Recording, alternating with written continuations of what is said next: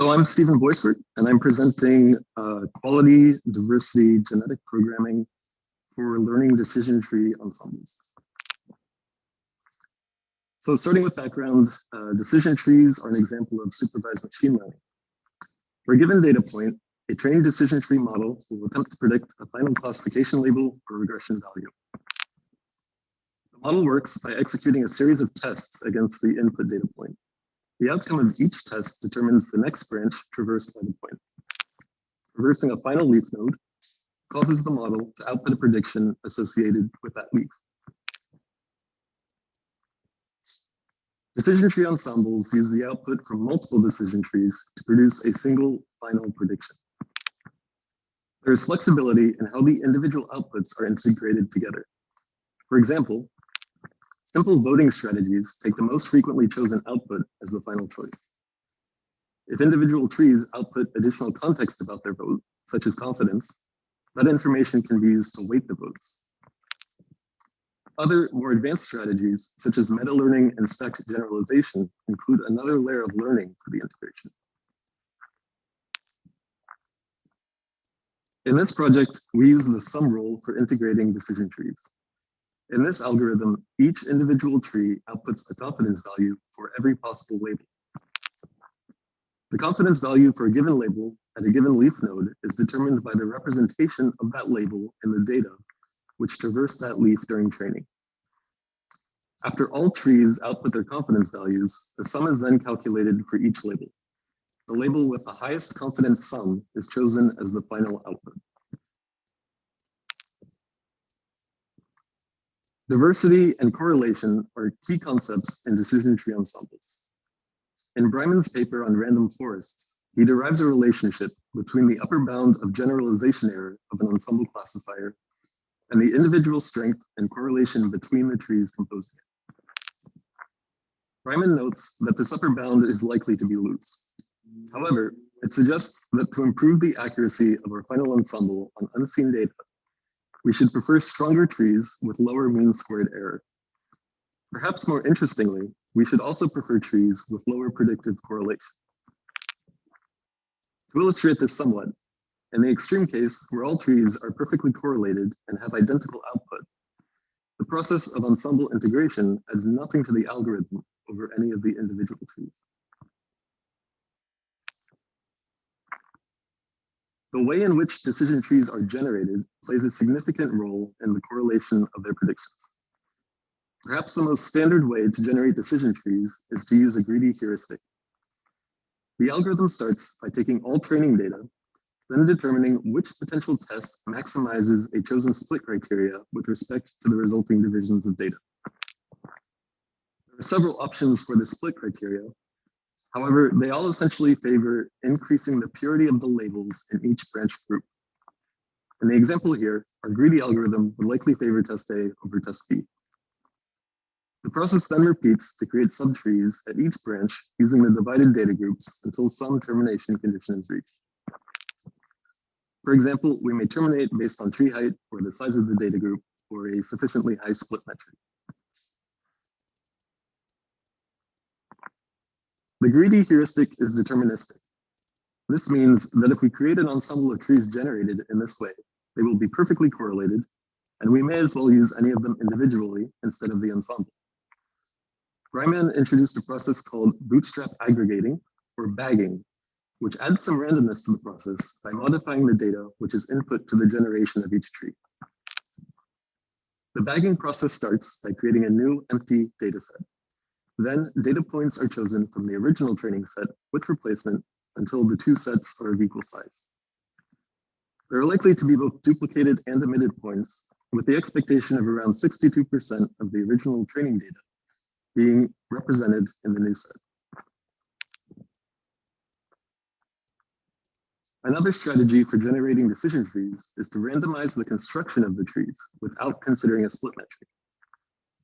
The training data can then be fed through the constructed trees with records made of which labels reach which leaves. A completely randomly generated tree is likely to have many unreached or unreachable branches. One option is to simply remove the unreachable branches after construction. However, data-aware strategies can mitigate this problem by using more informed randomization. One strategy replicated in our project is to randomize only the particular feature tested at each node. 2 points are then randomly chosen from the training data, and the threshold for the test is chosen as the midpoint between them. This guarantees that at least 1 point in each resulting branch is in each resulting branch. However, the resulting splits are likely to have had suboptimal split criteria. Evolutionary algorithms, and genetic programming in particular, are another common way to generate decision trees. There are many ways to configure such an algorithm. However, a relatively simple strategy may use prediction accuracy over the training data as a measure of fitness. This can then be fed into a fitness proportional selection strategy. Swapping subtrees at random nodes between parents can generate offspring as a crossover operator, and mutation can then change the contents of the tests. Let's step away from decision trees for a moment to discuss quality diversity algorithms. These are multi-objective optimization algorithms which consider both quality and diversity to generate a final set of solutions. An example is Layman's novelty search with local competition. NSLC is a multi-objective expansion of his previous work on novelty search, which explicitly optimized for diversity. NSLC was used to generate a diverse set of creatures which were individually high-performing in moving a simulated distance, yet also quite different from each other. The algorithm works by forming niches in which similar creatures compete based on fitness, with diverse representation being chosen across niches for the final set. Another example is multidimensional archive of phenotypic elites. Map elites seeks to illuminate the search space of an optimization problem. That is, it seeks to divide the feature space into smaller regions, then find high-performing representatives from each region to provide an understanding of the relationship between the feature space and performance. Thus, while Map Elites optimizes for fitness within each grid location, the algorithm returns a diverse set of high-performing representatives.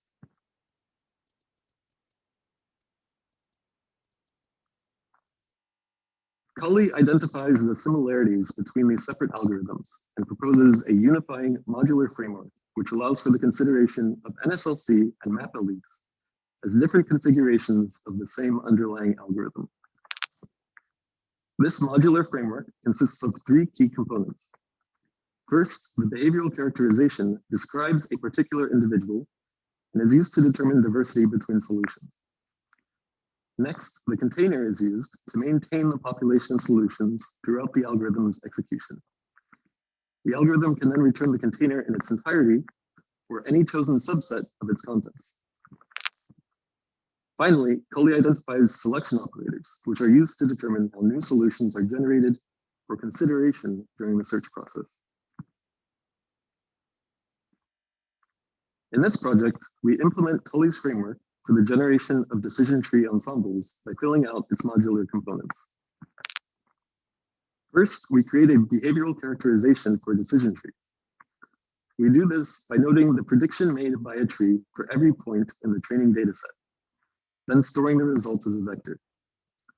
We can then calculate the distance between 2 behavioral characterizations by iterating through the vector and incrementing the distance for each mismatching prediction. The dimensionality of this behavioral characterization is then equal to the number of points in our training data. For the container, we implemented the archive described by Cully. This strategy maintains a flexible, growing set of individuals.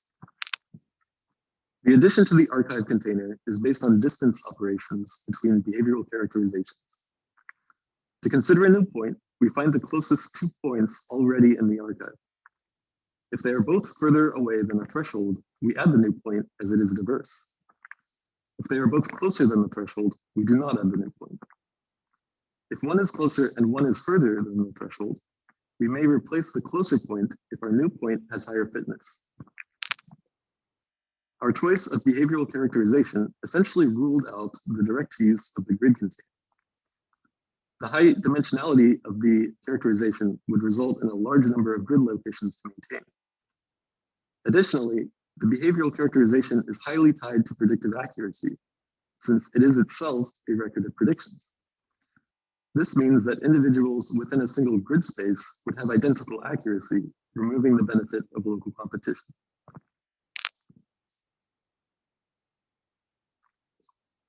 Finally, for our selection operator, we implement the curiosity score described by Cully. This is an alternative to fitness proportionate or random selection of parents. It explicitly prefers parents which have recently generated offspring which were admitted to the container. It does this by dynamically increasing and decreasing the score of individuals in the container during the algorithm based on the success of their offspring. This attempts to avoid the potential issue of fitness proportionate selection, biasing the search towards already optimized niches.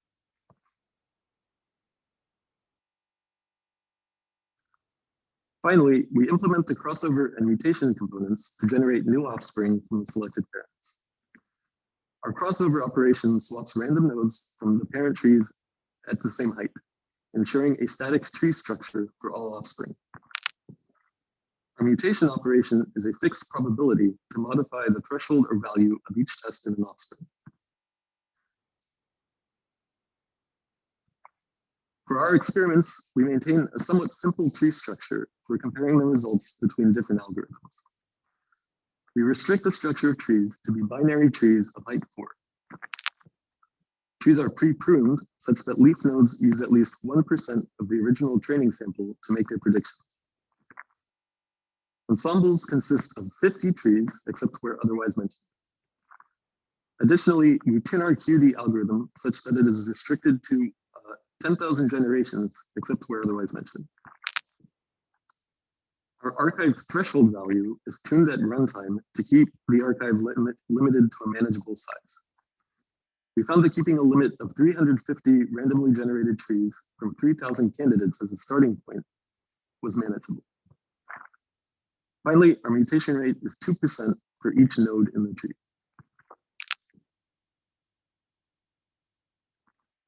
We test 3 variants of ensembles generated by the base QD algorithm. For the QD accuracy strategy, we choose the 50 most fit individuals in the returned archive for the ensemble. For the QD diversity strategy, we randomly choose 50 trees without replacement. The QD hybrid strategy picks the 25 most accurate individuals, then 25 random individuals. We use 10 instances of 10-fold cross-validation in our experiments, with statistical significance of accuracy and diversity metrics determined by Wilcoxon signed rank. We then plot each instance of cross-validation on a graph of accuracy versus diversity to get a sense of how the algorithms behave with respect to each other.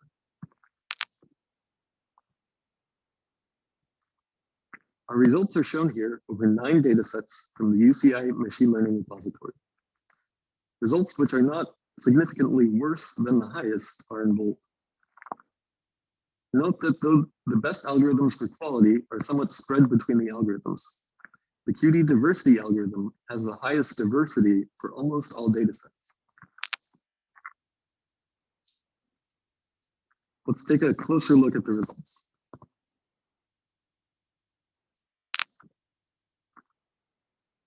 As mentioned, each point in these graphs is an instance of 10-fold cross-validation plotted with the accuracy of the ensemble over the testing data against the pairwise average behavioral characterization distance between ensemble members. The Hayes-Roth and ionosphere datasets show an interesting trend where higher diversity is correlated with lower accuracy. These are 2 sets where ensembles formed by bagging had the highest performance.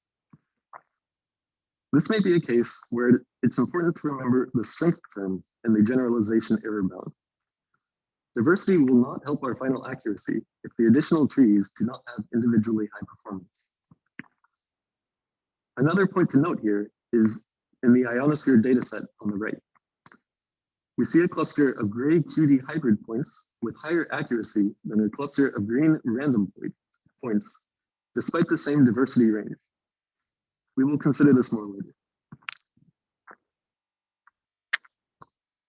The balance and heart datasets show a positive trend where higher diversity is correlated with higher accuracy.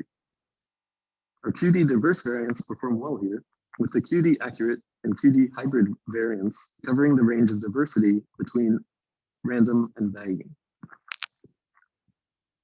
Thus, it's important to remember that different data sets are best predicted by algorithms with different biases.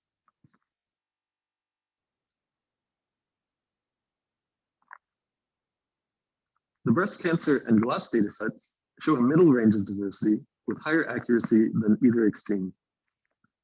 The ability of the QD accurate and hybrid variants to cover the range of diversity is exploited here to achieve higher overall accuracy.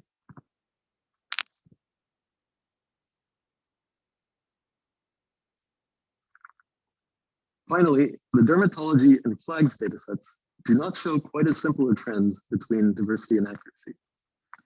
Instead, we see several instances of clusters with similar diversity, yet different accuracy.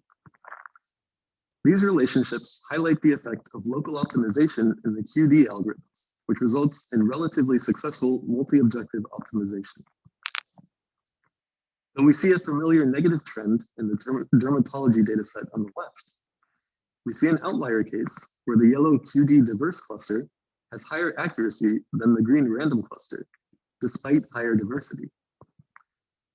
Similarly, in the flags dataset on the right, we see the QD variants in blue and gray were able to optimize to a higher accuracy than alternatives while maintaining similar diversity.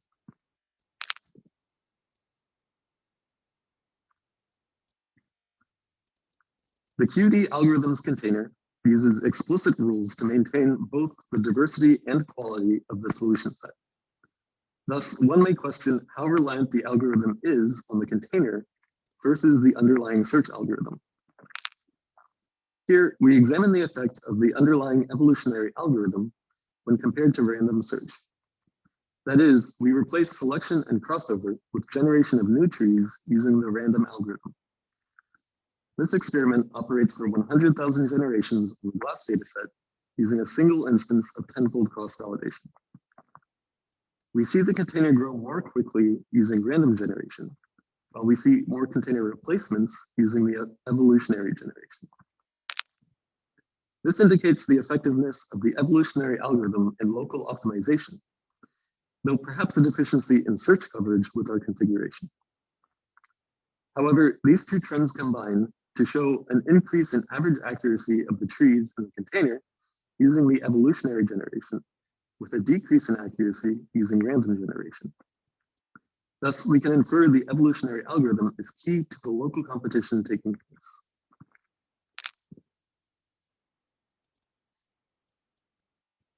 Finally, we examine the effect of ensemble size on the results. This experiment reverts to the original experimental constraints, except for varying the ensemble size as noted. We can clearly see the clusters of points generated by separate algorithms tighten as we increase the ensemble size. From this, we can infer that the algorithms are indeed generating ensembles with distinct properties. However, note that these distinct properties are not always beneficial. Between the ensemble size 25 and 50, we can see the yellow QD diverse algorithm become more diverse, but less accurate when compared to the random algorithm.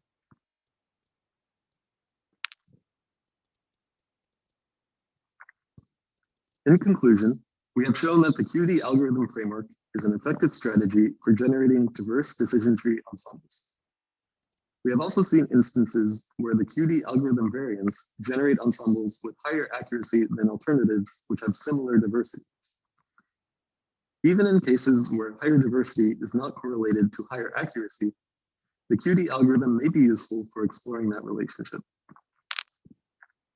Our algorithms and experimental constraints were somewhat simple and restricted for the goal of intuitive comparison rather than optimum tuning. More work using advanced algorithms would likely improve performance. Additionally, our behavioral characterizations were both high-dimensional and highly correlated to accuracy. Exploring alternatives could prove fruitful. For example, characterizing decision trees based on the types of tests they employ instead of their end predictions. Finally, ensembles could be used with any type of learner. Replacing decision trees with other models could improve performance. Thank you. Okay, thank you very much for your talk. Again, we have a lot of time for questions. So, is there any question for from the attendees? I'm checking. Samuel has a question, Eric. Hi, thanks, Nuno. Thank you, Stefan. Really interesting presentation. I'm sorry, I don't know if I missed it from the beginning, but what was the metric you guys were using for diversity? I think it's a specific one to trees, wasn't it?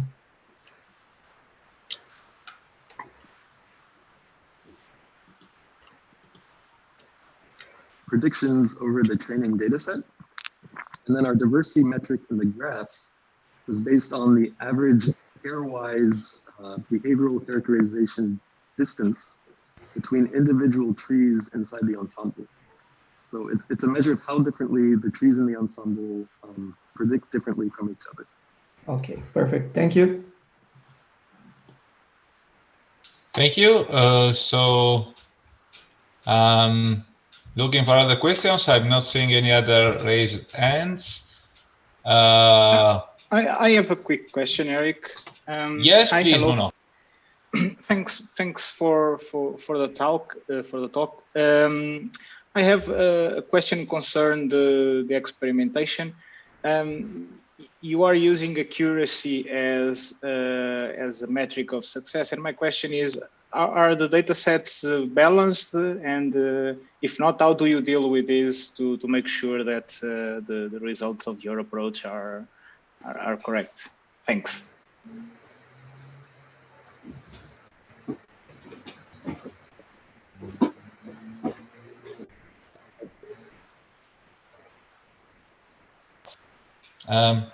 We are not hearing you, Stephen. Yeah, exactly.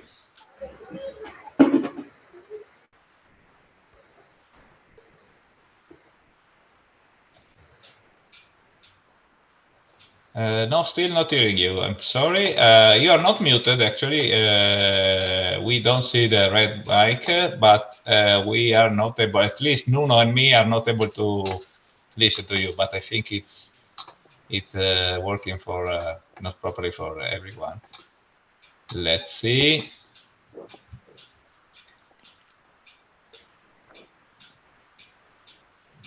Try again. No, unfortunately, not working.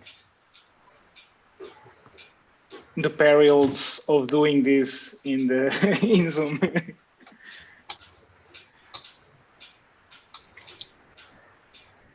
Maybe it was the wrong question, Nuno. Yeah. Okay. Okay, now you hear me now? We hear you. Thank you. Yeah, thank you. Okay. So the details of the data sets are in the paper. They're all from the UCI machine learning repository. And I'd say they're all somewhat simple. So there's no heavy biasing going on. Could you explain more specifically what your concern would be in the accuracy of the results? I was just wondering if one of the classes was overrepresented, and since you are using metric, the accuracy as a metric, it could be building models that is trying to or that is predicting that class most of the times. That was okay. My concern. Yeah. So to kind of re-explain what the curiosity metric is doing, just to be sure we're there. The curiosity metric increases as the generated offspring are successfully admitted to the container, which means they need higher overall accuracy. They need to either be diverse, so diverse members will increase the curiosity score, as well as members which were more accurate than their closest neighbor. So I guess the potential for the overrepresented data set is there in the improving accuracy based on only predicting the overrepresented data set, but it will also increase based on diversity. So I don't think that would completely skew it that way. Oh, okay, thank you. If I can add Thank you, to Nuno, that, for the question. I just wanted to add to Stephen's answer for a second, that one of the things to keep in mind is that these experiments were untuned because we were trying to do generally a comparison in the performance of accuracy versus diversity. You're absolutely right that the imbalance in the data sets could skew the accuracy results. And you know, the approach that we take there is through a macro score, where basically we're averaging over the classes instead of averaging over the entire data set. But the training itself, you're right, was not really focused on trying to control for imbalance. Okay, thank you for the clarification.